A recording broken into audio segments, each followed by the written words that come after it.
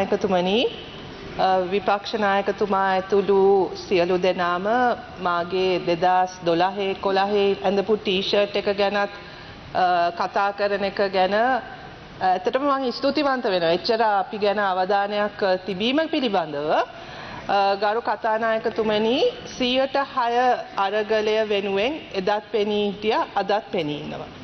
106 කියන්නේ ජාත්‍යන්තර නිර්ණායකයක්. යුනෙස්කෝ එක විසින් දීලා තියෙන නිර්ණායකයක් රජයක් විසින් අධ්‍යාපනය වෙනුවෙන් වෙන් කළ යුතු අවම මුදලක් කියන එක ජාත්‍යන්තර නිර්ණායකයක්. ඒක මම හිතන්නේ අපි විතරක් නෙවෙයි විශ්වවිද්‍යාල ආචාර්ය සමිති සම්මේලනය විතරක් නෙවෙයි සමස්ත රටම සහ ජාත්‍යන්තරම පෙනී ඉන්න නිර්ණායකයක්. ඒක වෙනුවෙන් අපේ රටේ විතරක් නෙවෙයි ජාත්‍යන්තර අරගලයකුත් තියෙනවා ගරු කතානායකතුමනි. එතකොට ඒ අරගලය අපි ආරම්භ කරේ 2011. 2011 සිට 2024 දක්වා ආණ්ඩු පාලනය කරේ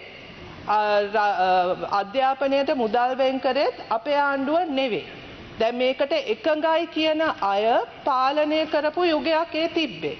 එතකොට ඒ යුගයේ ඔය 106 අරගලය ගැන මැදිහත් වෙන්නත් තිබ්බා. මැදිහත් උනේ නෑනේ.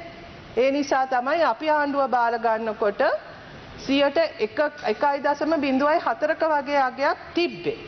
අපේ පළවෙනි අයවැයත් අපි ඒක වැඩි කරා.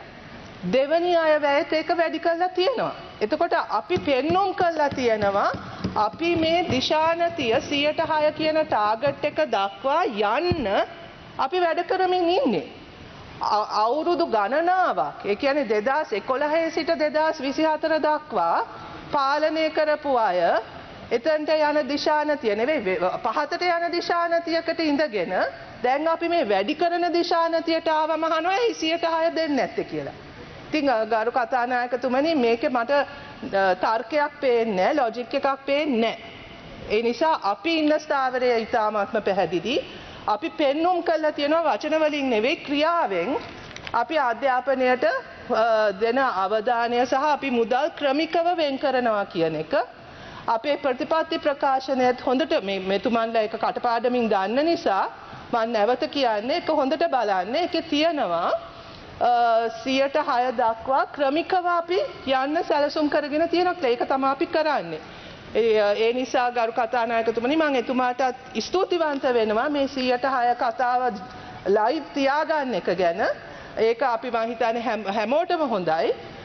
හැබැයි එතුමා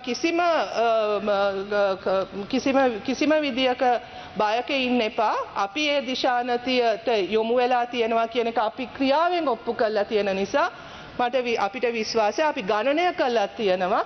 එන අවුරුද්දටත් ඊළඟ අවුරුද්දටත් මේකව ක්‍රමිකව වැඩි වෙන්නේ කොහොමද කියන එක ගැන. ඉතින් ඒ දිශානතිය එක වැඩි කිරීම පිළිබඳ අපේ ආණ්ඩුව ඍජු ස්ථාවරයක ඉන්නවා කියන එක අපි ඔප්පු කළා තියෙනවා. බොහොමත්ම ස්තුතියි.